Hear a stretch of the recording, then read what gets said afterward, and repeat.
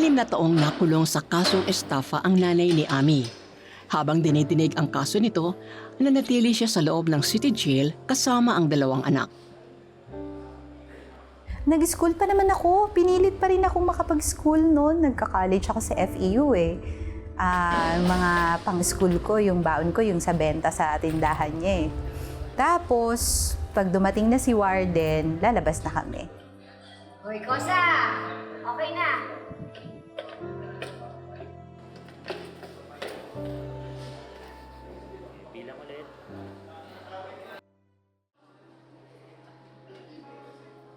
Eventually, may isang escort yung nanay ko na sinumbungan niya dahil may nagbibigay sa akin ng sulat na preso. Yung polis ngayon, pinagbawalan. Walang makingialam sa anak ni nanay. Yan. Tapos dinate niya na ako. In a way na in love ka. Dito niya nakilala ang lalaking nagpaibig sa kanya na kalaunay sumuporta din sa kanyang pag-aaral hanggang kolehiyo. Tapos binabayaran niya na yung boarding house ko, binibigyan niya ako ng baon, siya yung nagbibigay ng tuition fee ko. Tapos naging binahay niya na ako, so naging kabit ako niya. So ano naglalaro sa isip ko noon? Savior ko yun eh.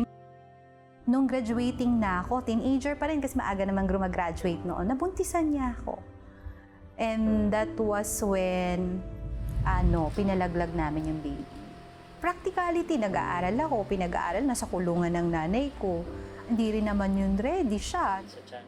Hindi nito natuldukan ang relasyon ng dalawa at mas lalo pa itong lumalim. Inayos ng kanyang partner ang release paper ng kanyang ina at sinorpresa siya sa araw ng kanyang college graduation. Tinulungan din sila nito sa pagbabayad ng inuupahang bahay. Kabit nanay ko, that's imprinted on me. That's the normal thing. Anak, dun ka nga sa loob ng kwarto gumawa ng assignment. Opo, Nay. Huwag dito sa harap ng TV. Ay po, ate.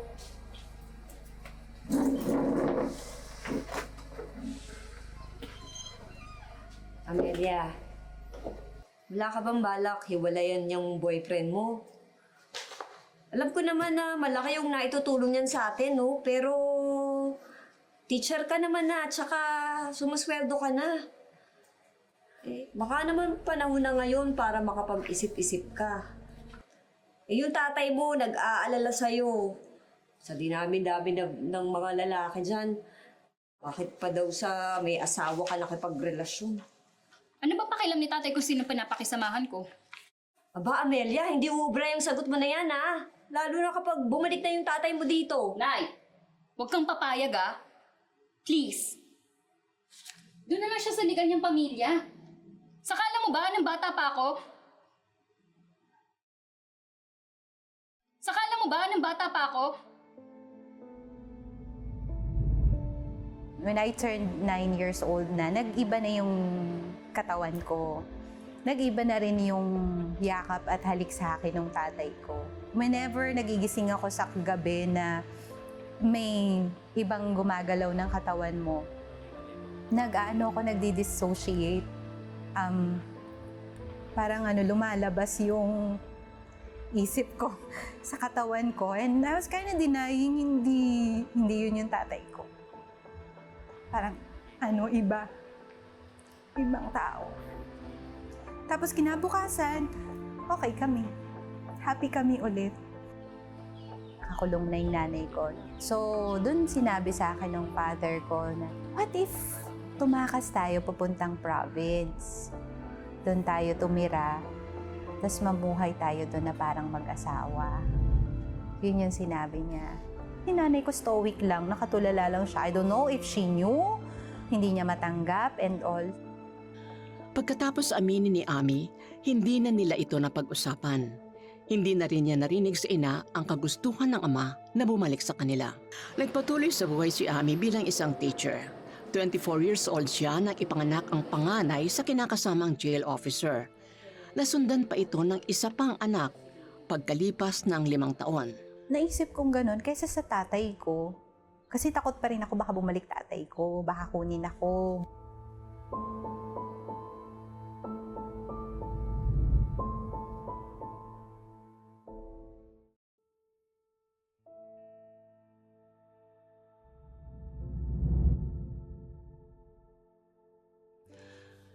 Itinuturing na savior ni Ami ang nakarelasyong jail officer mula sa pang-aabuso ng ama.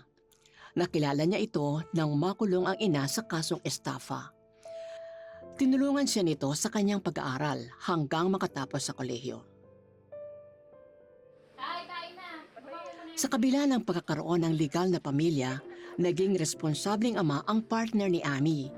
Hindi man ito natutulog kasama nila, sinisigurado nitong umuuwi siya sa kanilang bahay para bigyan ng oras ang mga anak. Muli namang nagkalamat ang relasyon ni Ami sa kanyang ina. May tinatawag sa psychology na reaction formation. Kung sino yung pinaka-hate na hate mo sa pamilya mo, yun yung palagi mong piniplease. Yun yung palagi mong piniplease. Kasi it's like, love me, please love me. I want your approval. Hindi kami close ng nanay ko, pero siya lahat yung minana ko. Paging kabit niya o tangera niya. Nung nasa kulungan kami, doon kami naging mother and daughter na parang naging very close kasi we talked about boys na nakawala siya, nakagraduate ako ng college, tapos naging teacher ako. Nag-venture kami sa business, alahas. Tapos binibigyan ko ng alahas yung nanay ko kasi binibenta niya, magaling siya sa sales eh. Kaya niyang ibenta ang poste ng Meralco. Ganon siya, ka-charming. Pag kwinentuhan ka niya, maya-maya babayaran mo na siya ng cheque. Pero hindi mo alam bakit mo siya pinautang. Nagulat ako, 100,000 na pala yung nakuha kong alahas sa co-teacher ko. So nung hininto ko muna kasi masyadong marami na, hindi na nabayaran ng nanay ko. So nasan yun? Nasan yung mga pera? Sinasanla niya. Or binibenta niya ng mas mababa para lang kunwari makakapag-remit siya sa akin. So you imagine yung galit ko. May hatred dun sa nanay ko na, so na-staffa ako, no? Di wala ako ngayon sweldo dahil nagbabayad ako sa co-teacher ko eh. Doon na ako na pumasok sa 5-6, doon na ako pumasok sa rediscounting. Sa loob ng 5 taon ay naging mahirap ang pasok ng pera kay Ami. Hindi rin siya tinulungan ng kinakasama na mabayaran ang mga utang. Parang ito lang yung kaya ko ha, upa ng bahay. The rest, hindi ko na kasi ganito lang naman sweldo ko. Pinaaral na kita, tama naman siya. So nung pumasok na ako sa mga aggressive ventures na hindi niya alam, hindi niya ako nire-rescue doon. Kasi parang outside may ano yan. And yun, nakasama sa sama ng loob mo and all. Na-hire ako, Dean. Inuutangan ko ang janitor namin, inuutangan ko yung teachers. Dami kong tatalbog na cheque, rediscounting and all. Pero I look presentable. Siguro postpartum din, no? Nanganak ako. Wala akong pambiling gatas. Tapos di kami nag-uusap nung daddy niya kasi nga, naiinis din siya sa akin. Ganun ka, wala kang pera, wala kang sweldo. Ano bang trabaho mo? Akala ko ba, din ka? Bakit ganoon? Sinisikap man niyang mabayaran ang mga utang, hindi ito naging sapat para maiwasan ang mas matinding problema. And then, dumating na yung tawag na papademanda na ako. So, nakita ko yung sarili ko sa loob ng kulungan, kasama ko yung 2 kong anak. And yun yung full circle na sabi ko sa sarili ko, nabuhay ka sa kulungan, mamamatay ka sa kulungan. So parang sabi ko, patayin ko na lang yung sarili ko.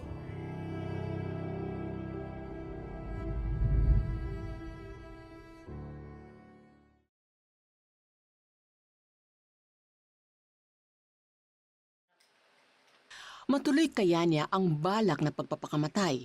Paano na lang ang 2 niyang anak?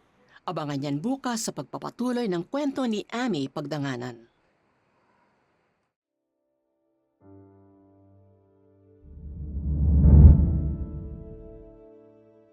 Naging biktima ng estafa ng sariling ina si Ami.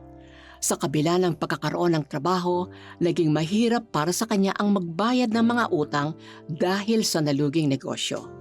Nauwi sa depresyon ang kanyang takot na makulong. Na-hire ako, Dean.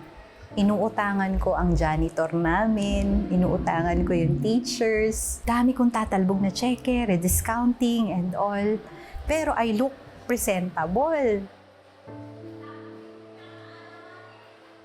Siguro postpartum din, no? Nanganak ako. Wala akong pambiling gatas. Tapos di kami nag-uusap nung daddy niya kasi nga, naiinis din siya sa akin. Ganun ka, wala kang pera, wala kang sweldo. Ano bang trabaho mo?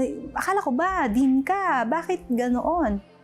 And then, dumating na yung tawag na papademanda na ako.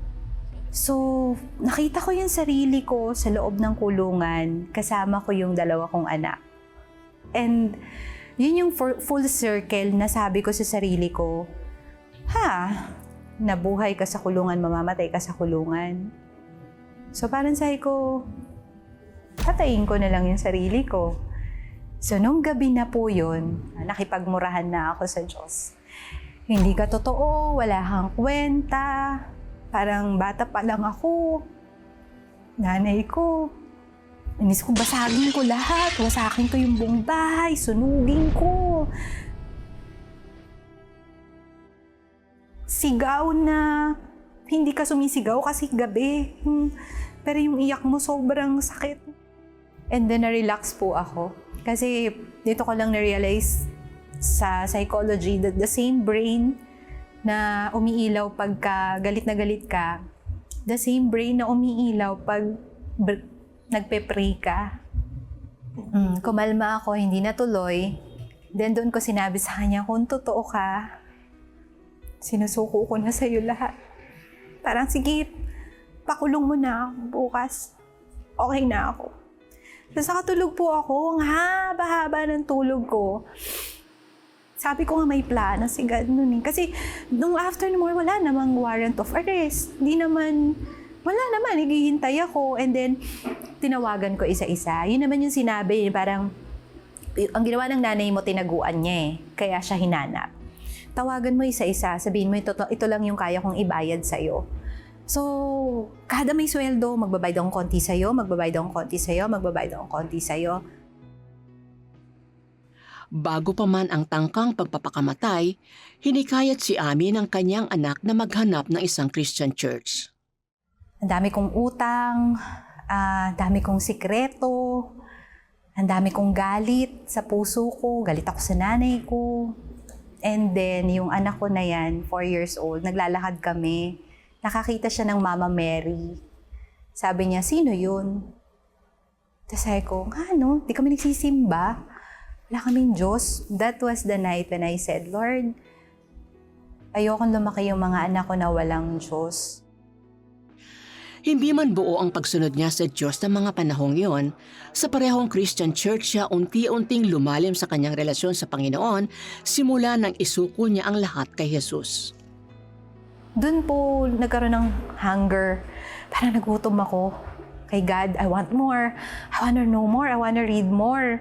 And nabasa ko yung Purpose-Driven Life ni Rick Warren. So, nalagay doon may purpose behind your pain. And the first thing na ginawa niya sa akin, number 1 is, kailangan magbigay ako ng tithes. Number 2, hindi ako pwede magsinungaling. Kasi every time nagsisinungaling ako, nangungutang ako. Dumarating yung punto na naglalakad ako, Lord, bahala ka na. Ang prayer ko lang doon, just make me a good person today.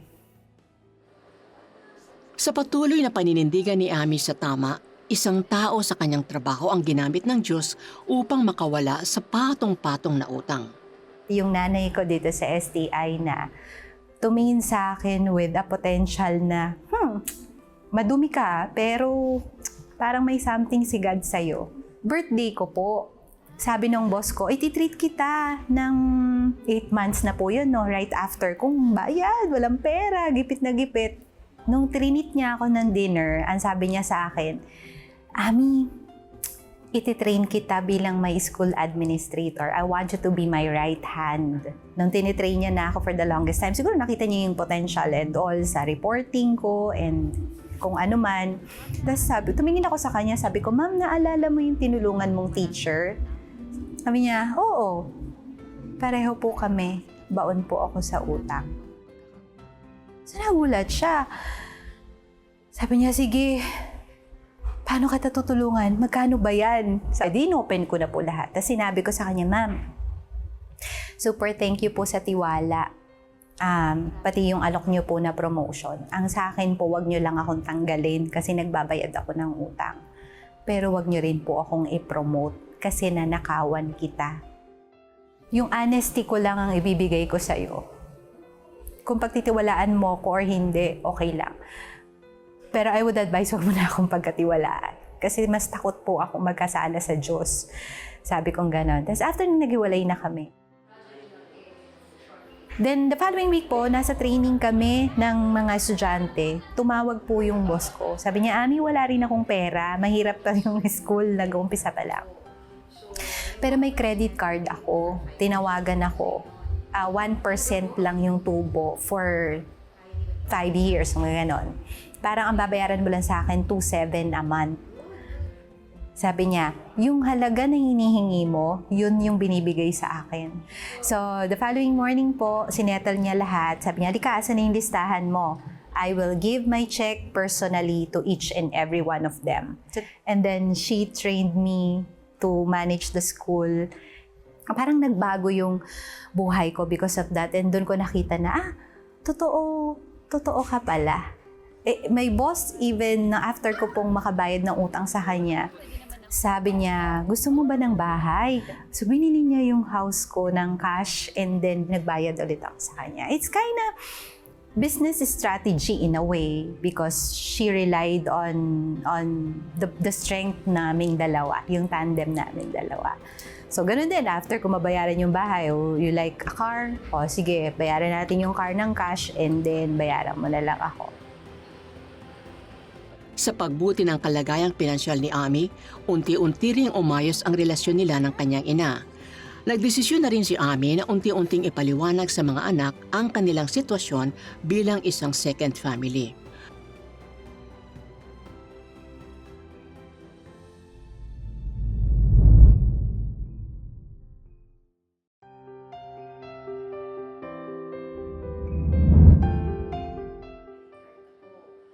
Sa tulong ng kanyang boss sa trabaho, unti-unting nakabayad si Ami sa halos kalahating milyong utang. Nagkaroon din ng sariling bahay at kotse matapos itong bayaran ng hulugan. Subalit ang gumagandang takbo ng buhay ni Ami ay nasubok nang malamang meron siyang mayoma. Batid ni Ami na ang hamong ito ay isang preparasyon para gawin ang tamang desisyon. Ang tuluyang iwan ang makasalanang buhay ng pagiging isang the other woman. Subalit bago pa man mangyari ito, isang balita ang kanyang natanggap. So, may moment na nag-meet kami, family, na sabi ng tatay ko sa akin, Ami, may ginawa ako sa'yo. Naalala mo? Nag-open siya. Tapos sabi kong ganon, wala, hindi ko maalala. Tapos ang quiet namin pareho, but we both knew. Tapos tumahimik yung tatay ko. And in that moment, alam ko gusto niya mag-sorry. Pero hindi ko siya, wala, hindi ko maalala. Then after nun, dahil ang dami nang ginawa sa akin ni God na maganda, nagpapatotoo na ako about how God was amazing and all. And then, na-stroke siya. Yung tatay ko po. So, tumawag yung kapatid ko. Sabi niya, Ami, hinahanap ka ni tatay. Mabuting tao na ako. Huwag mo na akong pakita sa tatay ko. Pero hindi may push na pupunta ka. So, pagpunta ko po dun sa tatay ko, yun nga yung nakita ko siya sa tumba-tumba. Tapos, nag-meet yung mata namin. And then, alam niyo, bumalik yung moment na nilalaban niya yung damit ko. Pinagluluto niya ako ng food. Tapos, umungol siya. Parang ang saya niya. Tapos, lumuhod po ako sa harapan niya. Tapos sabi ko, Tay, I love you.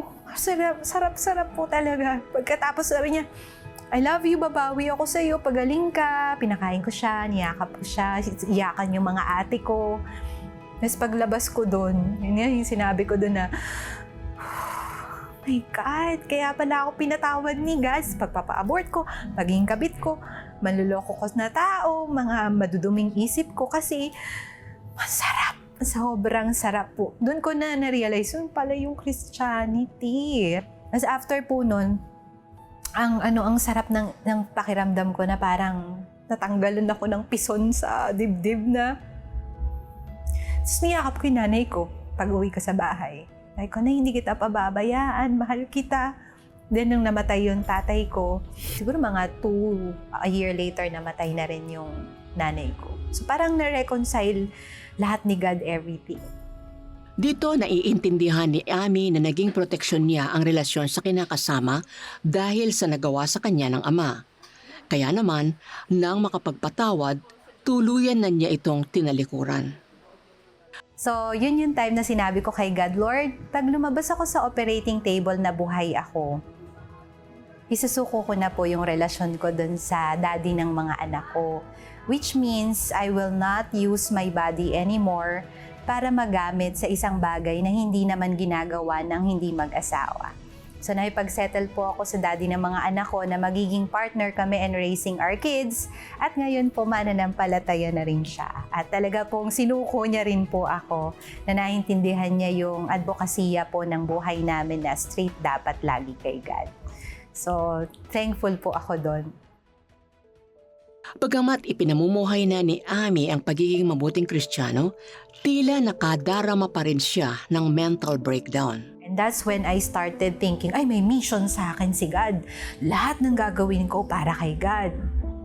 Kasi parang yumabang ako. Doon naman ang nangyari sa akin na I competed as a public speaker.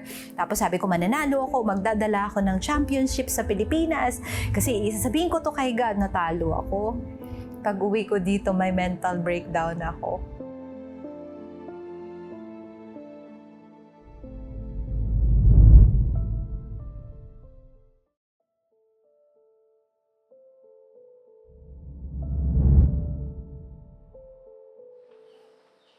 Sa kabila ng paglaya mula sa galit sa ina, sa takot sa ama at sa maraming utang, sa kabila ng paglakad sa tama ng iwan ng kinakasama, isang pangyayari ang muling sumubok sa katatagan ni Ami. And that's when I started thinking, ay may mission sa akin si God. Lahat ng gagawin ko para kay God. Kasi parang yumabang ako. Doon naman ang nangyari sa akin na I competed as a public speaker. Tapos sabi ko mananalo ako, magdadala ako ng championship sa Pilipinas. Kasi isasabihin ko to kay God, natalo ako. Pag uwi ko dito, may mental breakdown ako. Kala ko, special ako. Kala ko, I have a mission and all. Nagtotalk na po ako noon sa mga tao about webinars ng how to be forgiving and all. Tapos, nag-mental breakdown ako because I did something dito sa school. A very radical implementation ng online learning. Bawal pala. Kasi bawal pala yun. So, na-penalize kami. Parang sabi ko, Lord, nasan ka? Parang ang lamig.